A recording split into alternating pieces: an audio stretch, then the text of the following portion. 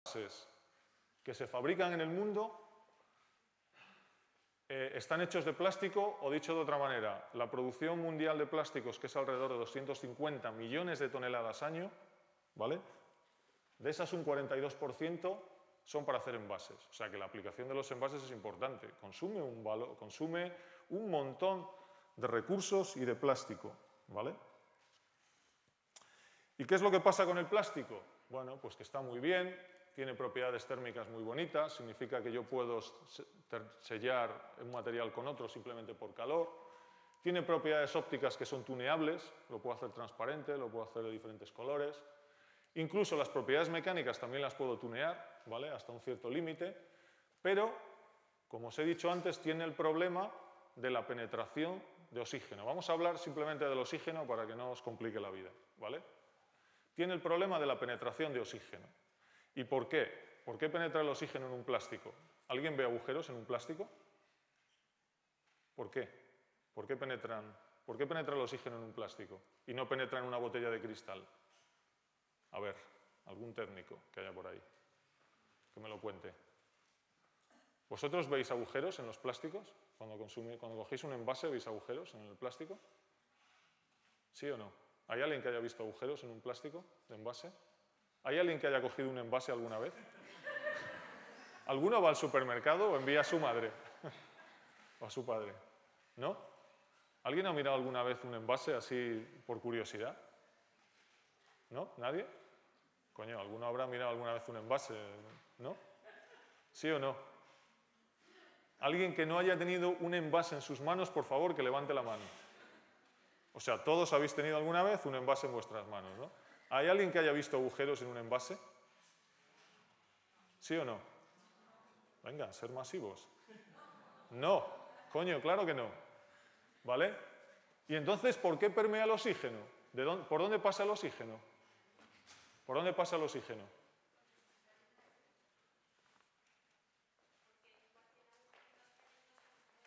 Ahí está, muy bien. Y entonces os vais a encontrar con esto que os va a acojonar de manera inmediata.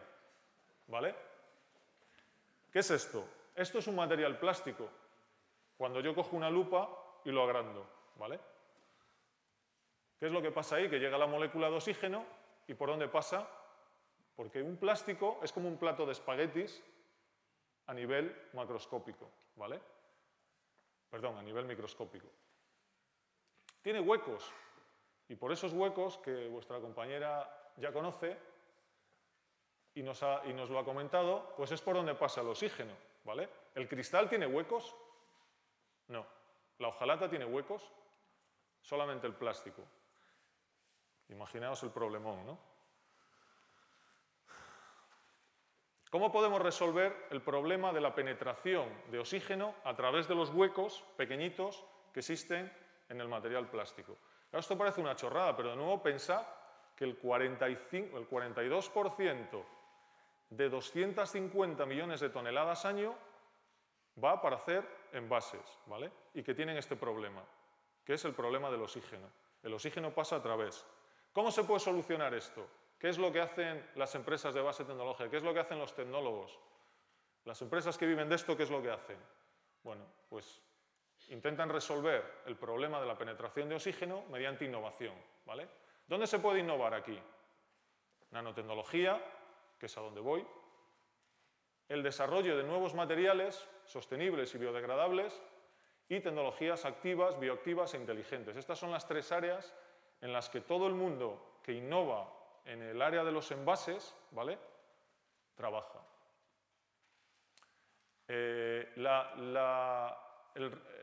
Digamos, la motivación para trabajar en estas diferentes áreas es diferente según cada cual, ¿no?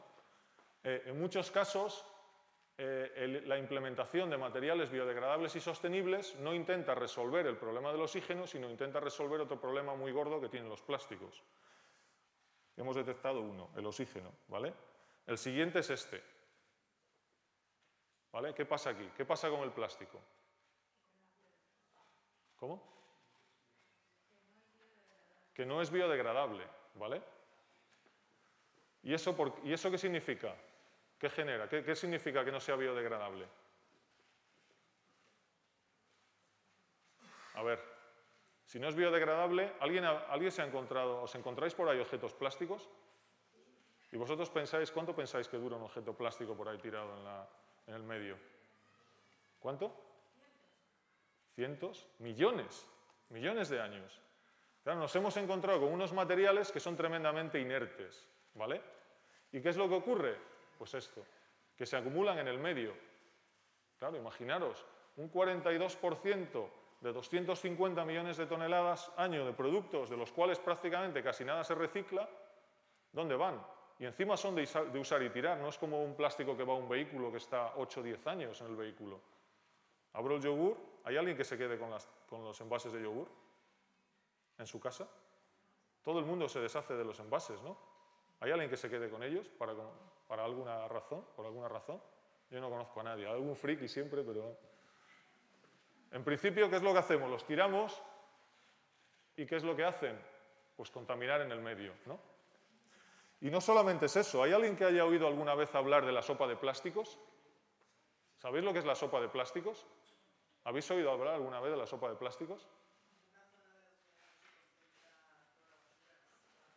Efectivamente, en el Océano Pacífico hay lo que los científicos llaman de plastic garbage patch, ¿vale? Y lo que la gente más común llama la sopa de plásticos, de plastic soup, que básicamente son dos áreas tan grandes como Estados Unidos, en donde se concentran, debido a todo lo que es el movimiento marino de corrientes, se concentran todos los objetos plásticos flotando en dos continentes, ¿de acuerdo? Aquí vemos la imagen del satélite y ahí también, ¿de acuerdo? Es impresionante. Eso, imaginaros todos los problemas que acarrean pues de contaminación para las especies marinas, para todo el ecosistema realmente marino, ¿no? Aparte de que ya la contaminación que producen en el terrestre es terrible. Hace unos años estuvimos en Australia, fuimos a visitar una de las zonas naturales donde las focas van a desovar, bueno, a relacionarse entre ellas y a tener bebés, ¿vale?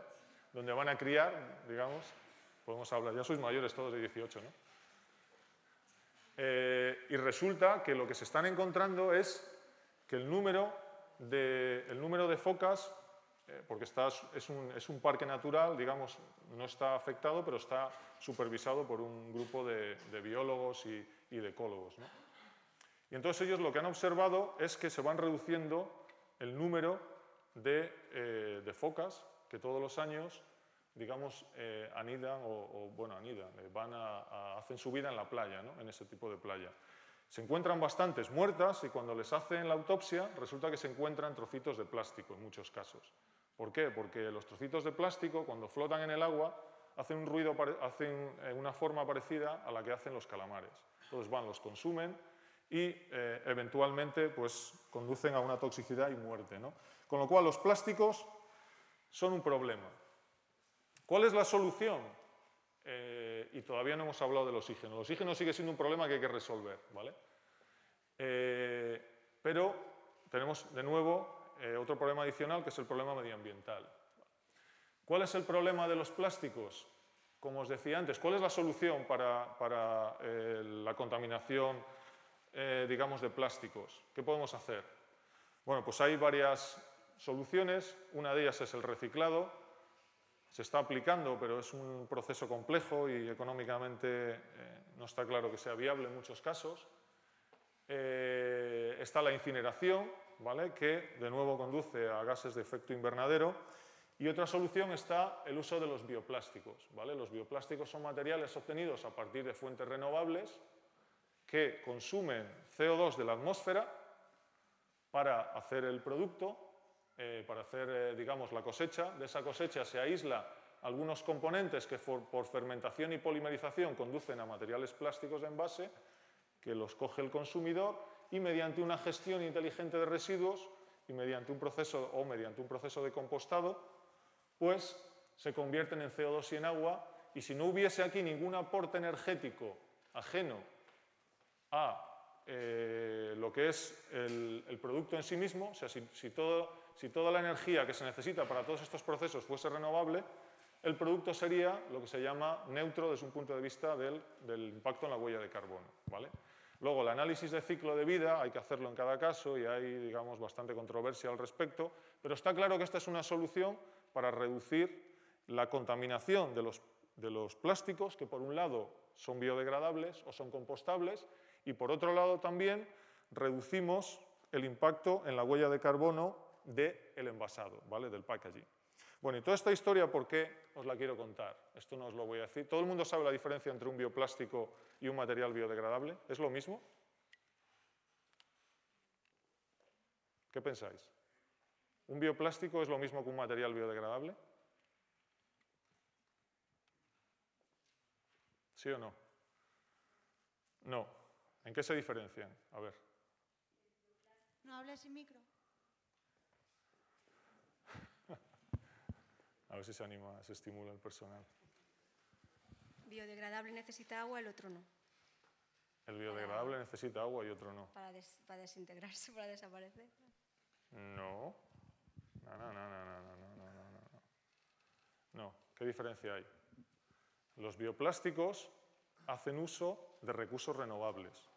Los materiales biodegradables no necesariamente hacen uso de materiales renovables. Eso quiere decir que hay polímeros, hay plásticos derivados del petróleo que son biodegradables, pero que no tienen, digamos, un impacto tan positivo en la huella de carbono, ¿no? ¿Sí o no? Casi todos los bioplásticos son biodegradables, ¿vale? Pero no necesariamente. Y por otro lado, los materiales biodegradables no son necesariamente renovables, ¿de acuerdo? No sé si veis la diferencia o no. ¿No? Por ejemplo, la policaprolactona es un polímero que viene del petróleo, ¿vale? El petróleo es una fuente no renovable, ¿no? ¿Todos estáis de acuerdo ahí? Y más bien es una fuente acabable, ¿no? Que se va a acabar. No solamente no renovable. Bueno, pues algunos polímeros derivados del petróleo, algunos plásticos son biodegradables, ¿vale?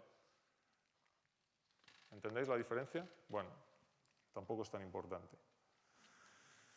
Aquí la familia de todos los plásticos, de los bioplásticos, que por supuesto no voy a entrar en ello, ¿vale? Y lo que quiero que os quedéis es con que los bioplásticos tienen un problema, y es que tienen peores propiedades que los plásticos que se derivan del petróleo. Entonces imaginaos aquí la historia. O sea, yo tengo que los plásticos permea oxígeno a través de ellos, pero si encima están hechos a partir de recursos renovables, todavía permea más oxígeno porque tienen peores propiedades. Con lo cual, si yo quiero sustituir los plásticos tradicionales por bioplásticos, lo tengo crudo, ¿vale? ¿Por qué? Porque sus propiedades son peores y ya los de los otros tenían una problemática, ¿no? Entonces, ¿cuál es la solución a esto? Bueno, aquí vemos algunos ejemplos de cómo se puede fabricar con soja y con ceína de maíz plásticos para hacer envases. De esto también voy a pasar. De las ventajas de los bioplásticos ya os lo he contado. Este es el típico logo que se pone en los materiales que son compostables, ¿vale? Que sometidos a esta norma se biodegradan, como veis ahí. Algunos objetos hechos de plásticos, algunos de los cuales este cliente, por ejemplo, lleva nuestro aditivo. Ahora os contaré para hacer qué. Y algún otro más. ¿Cuál es la solución? Bueno, pues una solución que nosotros proponemos y es en la que estamos haciendo nuestro desarrollo de negocio se basa en la nanotecnología, ¿vale? ¿Qué es lo que hace la nanotecnología? ¿Qué es la nanotecnología? ¿Alguien sabe lo que es? ¿Alguien ha oído alguna vez la palabra nanotecnología antes? ¿Sí o no? ¿Sí? ¿Cuántos sí? ¿Tú? ¿Quién más? ¿Que haya oído ¿Tú? ¿Que haya oído la palabra nanotecnología? Geotermia es más fácil, pero nanotecnología. ¿Alguien ha oído alguna vez la palabra nanotecnología? Aparte de dos. ¿Tú también? ¿Tú también? ¿Tú también? Venga, animaros, hombre. ¿Qué significa? Porque esa es la siguiente, ahora os he pillado. ¿Qué significa la nanotecnología? ¿En qué consiste la nanotecnología? Atreveros, si no pasa nada, si para decir chorradas el primero soy yo. A ver, tú que has oído hablar de ella, ¿qué es nanotecnología? o tú, por ejemplo. Yo no soy de ciencias ni nada, pero... No pasa nada. No se trata de que seas de ciencias. No, es como más pequeño. O sea, Efectivamente. Y tecnología, pues, la tecnología de lo más... Muy bien, ¿no? O sea, que es la fabricación de cosas pequeñas, ¿no? En cierta medida. ¿Cómo de pequeñas? Como un dedo, como un cabello. ¿Cómo de pequeñas? A ver. A ver tú, que sabes de qué va. ¿Cómo de pequeñas son? ¿A nivel molecular? No, eso no lo has dado. O sea, muy pequeño. Muy pequeño, ¿no? Perfecto. Pues tan pequeño como 100.000 veces más pequeño que el grosor de un cabello, ¿vale? Eso es pequeño, ¿eh? De huevos, ¿sí o no? ¿Vale? Bueno, ¿y por qué lo pequeño tiene tanta importancia y está revolucionando un mundo en el que espero que estéis integrados en algún momento? Todos, no solamente los pocos que conocen eso. ¿Por qué la nanotecnología está revolucionando el mundo, ¿no? El mundo en general de todo lo que nos rodea? Pues por la razón de que fabricar pequeño tiene muchas ventajas. Una de ellas es la invisibilización, ¿vale? Imaginaros, ahora, si llevamos esto al área de los envases, ¿vale? Los envases, la gente le gusta ver el contenido. La transparencia es una propiedad relevante, importante, ¿no? Si vais a un supermercado y os encontráis un envase opaco y al lado un envase transparente, ¿cuál cogéis? El transparente, ¿no? ¿Por qué? Eso es la ley de Fuji, ¿no? Instintivamente, lo que queréis ver es lo que hay detrás, ¿no? Y puede estar perfectamente conservado en un envase opaco, pero la gente, el consumidor, prefiere que sea transparente. Pero de nuevo, prefiere que el producto esté conservado, ¿vale? Y por tanto tengo que eliminar el oxígeno. Y si lo hago de bioplástico, tengo un problema adicional, que es peor que si no lo hago de bioplástico. Entonces tengo que resolver ese problema y tiene que seguir siendo transparente. ¿Cómo se puede conseguir eso? Con algo que no se ve. ¿Y qué es lo que no se ve? La nanotecnología, ¿vale? Muy bien. Pues estamos llegando ya un poco a la idea de negocio. Es complicado y a lo mejor no es la autovía más rápida, pero ¿hay alguien que se haya perdido?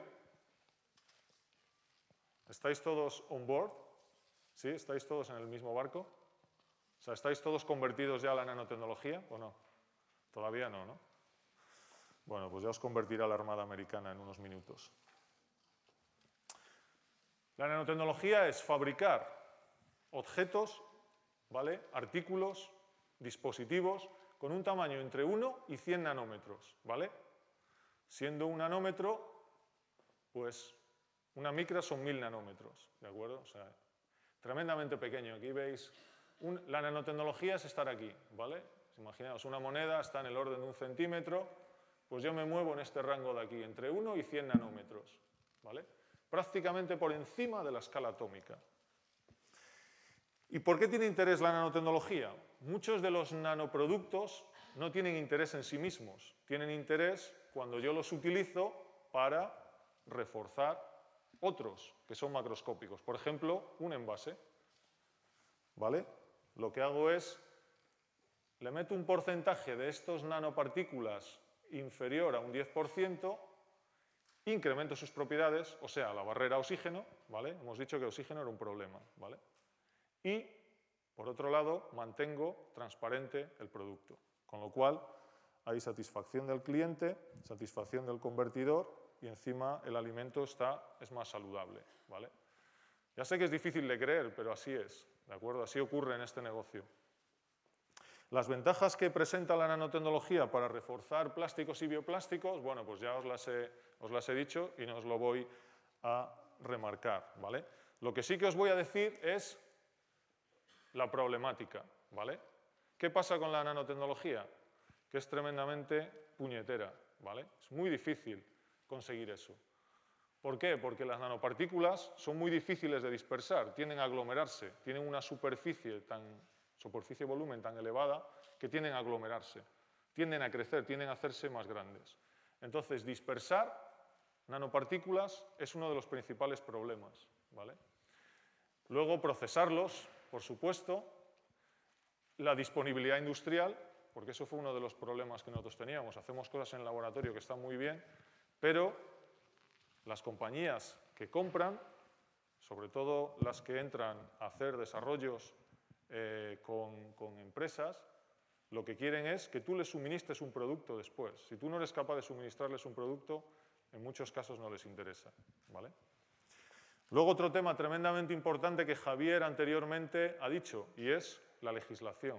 En muchos casos la legislación puede ayudar a vender, en otros casos la legislación puede impedir, o en la mayor parte de los casos, sobre todo con nuevas tecnologías, pueden impedir o pueden retrasar la implementación de un producto en el mercado, ¿vale? Entonces, hay que vigilar esto de una manera muy importante. Nadie puede empezar un negocio sin saber desde un punto de vista legislativo cómo le afecta lo que va a hacer, ¿vale? O por lo menos no un negocio que pretenda hacer caja antes de 5 años, ¿vale? ¿Qué es lo que tarda una tecnología en ser aceptada una tecnología nueva en ser aceptada por la legislación? Como mínimo, y suponiendo que no tengamos cosas tóxicas ni nada, ¿no? Y finalmente, como en todo, el precio. Porque el área del envase es un área masiva que consume miles y miles y miles de toneladas, pero a un precio relativamente bajo. O sea que no puedes cargar el precio de tu producto de una manera importante si haces un commodity, ¿vale? Los commodities son grandes volúmenes, bajos precios, márgenes pequeños, y la caja la haces en vender volúmenes grandes. El mercado de la nanotecnología es tremendamente... El volumen de negocio que se espera para la nanotecnología es tremendamente grande, ¿vale? Hay un montón de empresas que están creciendo, las empresas tradicionales, algunas de ellas están espabilando y están trabajando aquí también. Es un mercado gigante y eso simplemente es el forecast para los próximos años, ¿de acuerdo? Y curiosamente, en el envasado es un 35% del negocio. ¿Por qué? ¿Por qué un 35% del negocio de la nanotecnología está relacionado con el envasado? ¿Por qué? ¿A alguien se le ocurre algo? ¿Ese 35 no se parece a un 42? ¿Qué significa eso? Que la mayor parte de lo que se espera de la integración de la nanotecnología será en el envase plástico, ¿vale? Y como el envase plástico consume un porcentaje muy elevado, de ahí que el forecast, ¿vale? Las predicciones de negocio para la nanotecnología sean tremendamente grandes, o sea, de los trozos de la tarta más grande en la zona del envasado, ¿de acuerdo? Bueno, pues no sé cómo vamos de tiempo. Ahí, ¿no? Pues todo lo que viene detrás os lo voy a saltar un poco y voy a ir un poco a la presentación de la compañía para no aburriros. Tenía aquí varios ejemplos de productos que hay nano en el mercado, que con algunos de ellos os habréis topado, pero no os lo voy a contar otro día con menos calma. Aquí hay un montón de transparencias que vienen, la que os habéis perdido, ¿eh? Esto es lo que comercializamos nosotros, ¿vale? Láminas de arcilla, pero dispersas en una matriz plástica. Ahora os lo contaré un poco. Aquí tenía un montón de cosas que os quería contar, pero pienso que si no me voy a extender excesivamente. Y como tampoco hay una audiencia técnica, creo que ya os he puesto un poco por encima qué es lo que hacemos. Mira, aquí hay un ejemplo de lo que hace nuestro producto, ¿vale? Como decía antes vuestra compañera, el oxígeno pasa a través de los intersticios de los materiales plásticos, ¿vale? Cuando yo le meto nanopartículas, como hago aquí, en estructura laminar, ¿qué es lo que he hecho? ¿Qué es lo que pasa aquí?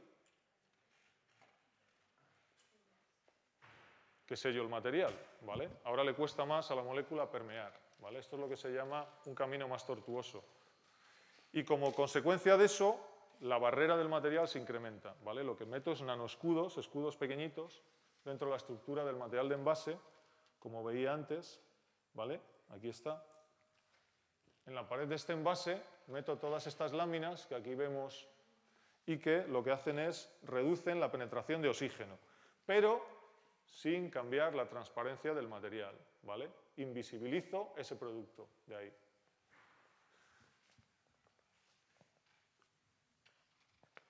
¿Y esto qué consigue? Bueno, pues por ejemplo, este es un material comercial que no hace uso, esta es una tarrina, ¿vale?, de un material comercial que no hace uso de nanopartículas, y este es el mismo material que hace uso de un 4% de nuestra tecnología.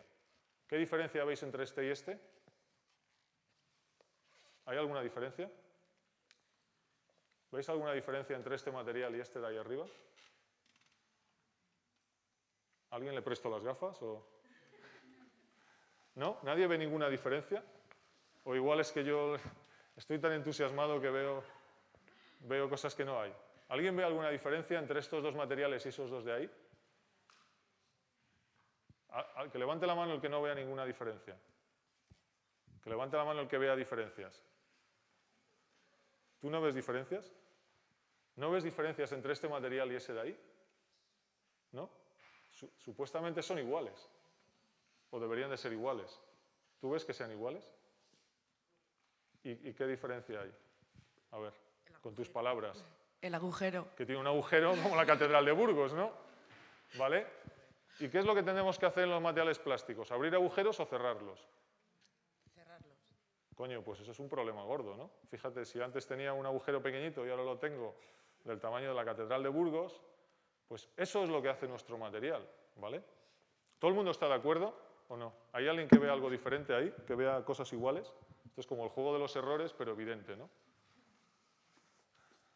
Vale, pues eso que habéis hecho ahí es lo que en este momento comercializa la segunda empresa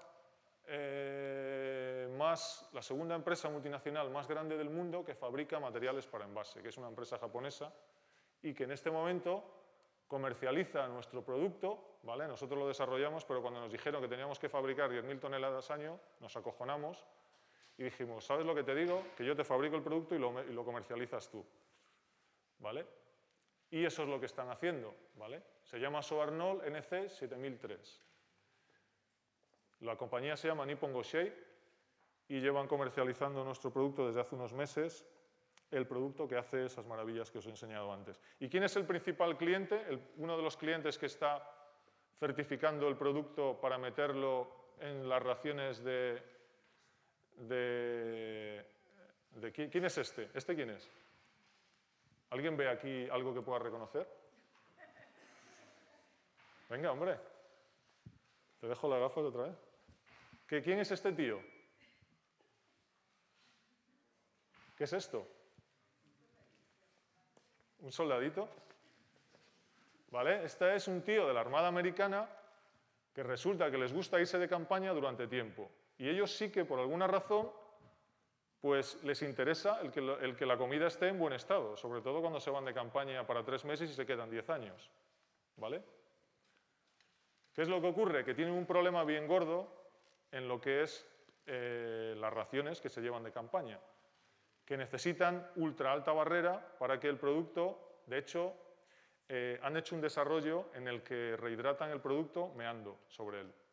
¿De acuerdo? Mean a través de él, entonces tienen un filtro para la urea y deja pasar el agua y por tanto el producto se rehidrata, en situaciones extremas, lógicamente, aunque hay alguno que seguramente le ha cogido el gustillo y lo hace los fines de semana en casa también, ¿no? En todo caso, tienen un problema de alta barrera. Están certificando el producto y se considera que tener un producto certificado por la Armada Americana, hay gente que lo puede considerar muy mala publicidad, pero son tremendamente restrictivos en cuanto a lo que es la admisión de un producto nuevo en su portafolio de productos, ¿de acuerdo? Ese es uno de los clientes que está certificando, que está en este momento presentando el producto a nivel interno. De hecho, no es una presentación nuestra, es una presentación de ellos, en el cual, digamos, presentan ¿cómo se dice? Al Parlamento, no, al Congreso, ¿vale? Le presentan el producto. Y ha sido también presentado en una conferencia recientemente. Esto no os lo voy a contar, esto tampoco. by the way, la manera de medir la barrera es aquí. El oxígeno permea aquí y cuando yo lo meto a mi aditivo baja aquí abajo. Aquí hay una reducción de la permeabilidad al oxígeno, por si alguno tiene más interés. No voy a hablar de esto tampoco, porque si no, no acabaría. Y lo que os quiero contar un poco también, al igual que Javier, es el corolario de mi historia, de las recomendaciones que yo os hago. Bueno, trabajamos en carnes, trabajamos evitando que la gente se contamine microbiológicamente con antimicrobianos, que también es un negocio que va muy bien. Os quería contar aquí alguna cosa más, pero yo creo que no merece la pena porque ya tenéis sobredosis técnica, ¿no? Fíjate si tenía material aquí, ¿sabes? Todo esto es trabajo de gente como vosotros, que tiene un par de años más, o 3, y que algunos de ellos... Esta es toda la gente que ha trabajado en todo esto, ¿vale? Tanto desde el CSIC como desde la compañía Nanobiomatters. Y ahora os contaré un poquito de la compañía ya para acabar, ¿vale? Pero antes, lo que os decía, ¿no? La vocación por la investigación, una oportunidad única para conocer y entender el mundo que nos rodea. ¿Qué es lo que veis aquí? ¿Qué? ¿Qué veis ahí?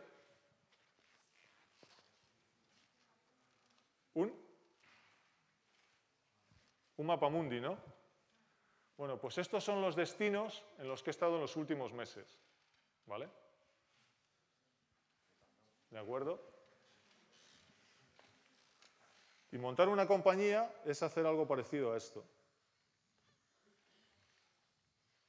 ¿Vale? Aquí hay un montón de gente que van mirando, van un poco perdidos por ahí, no saben muy bien qué están haciendo, ¿vale? Pero siguen caminando, ¿de acuerdo? Hay algunos que se quedan ante la incertidumbre y otros que avanzan. ¿Y qué es lo que consiguen al final? Detrás de la niebla, ¿qué es lo que hay? El Taj Mahal, ¿vale? Eso quiere decir que las buenas cosas, como la cerveza Guinness, como la publicidad que hace la cerveza Guinness, las cosas buenas la consiguen aquellos que perseveran, que siguen caminando, incluso cuando no tienen claro qué tienen enfrente, ¿no? Un poco una chorrada. Os voy a contar de manera muy rápida la historia de Nanobiomatters, ¿vale? Y 5 minutos más y ya no os entretengo.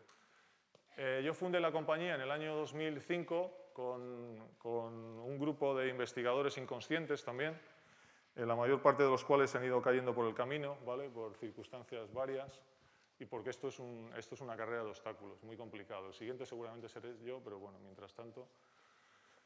En el 2006, realmente estuvimos el primer año intentando montar el plan de negocio, que decía Javier que es absolutamente necesario. El que hagáis un plan de negocio no solamente es necesario, es prácticamente obligatorio, porque si no, no llegáis a ningún sitio. Un plan de negocio os posibilita el presentar vuestro proyecto de una manera más o menos decente dentro de lo que es el entorno de la financiación de empresas de base tecnológica, ¿vale? Podéis poner vuestro propio dinero, pero si los profesores de universidad son pobres, no os cuento los posgraduados de la universidad, ¿vale? Tú lo sabes bien. ¿Qué es lo que hay que hacer? Buscar lo que se llama las 3 Fs. Family, Fools and Friends. ¿Vale? Familia, no vamos a llamarlos idiotas porque realmente es una palabra un poco gorda. Y amigos, ¿no? O sea, lo que buscas es esa gente, y si esa gente no te aporta el dinero suficiente, entonces tienes que ir a lo que se denominan business angels. Tienes que ir a buscar socios capitalistas que se enamoren con la idea, que les guste, pero que les guste para quedarse. ¿Qué es lo que pasa? Que en la mayor parte de los casos nosotros pensábamos que reuniendo 300.000 euros íbamos a ser capaces de llegar al break-even, íbamos a ser capaces de empezar a facturar y sostenernos. Cuando llegamos a mediados del 2007 nos dimos cuenta que nos quedaba gasolina para 2 meses más. Entonces, ahí es cuando yo fui consciente por primera vez de lo duro que es diluirse, ¿vale? Pero hay que aceptarlo. Vale más tener una empresa que vale 100 millones teniendo un 1% que tener un 100% de una empresa que vale 100.000 euros, ¿vale? ¿De acuerdo? Además, creo que en el fondo, aun cuando no estoy completamente de acuerdo con ello y lo negaré haber dicho en público, digamos, los inversores aportan visiones que muchas veces, contra todo pronóstico, incluso contra contra tu propia, digamos, mejor comprensión, pues, que hacen que la cosa funcione. Tienen ese ingrediente mágico que es decir a todo que no, y realmente eso pues, suele funcionar, ¿vale? Cuando se nos acabó el dinero de estos tíos, tuvimos que meter capital riesgo. ¿Por qué? Porque la cantidad de recursos que estábamos consumiendo implicaba que teníamos que incorporar una cantidad de dinero importante. Aquí invertimos creo que 4 millones de euros. Cuando llegamos aquí nos dimos cuenta que todavía necesitábamos más dinero, ¿vale?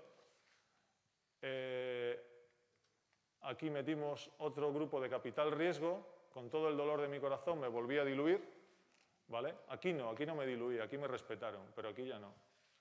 Y la semana pasada hicimos otra expansión de capital, otra ampliación de capital, con el objetivo de expandirnos por Estados Unidos, etc. Bueno, es un camino duro, ¿vale? De dilución continua, pero necesitas esa pasta para funcionar, ¿vale? Nosotros queríamos ir a Barcelona, como hizo un compañero mío, y pusimos gasolina para ir hasta Puzol, ¿vale?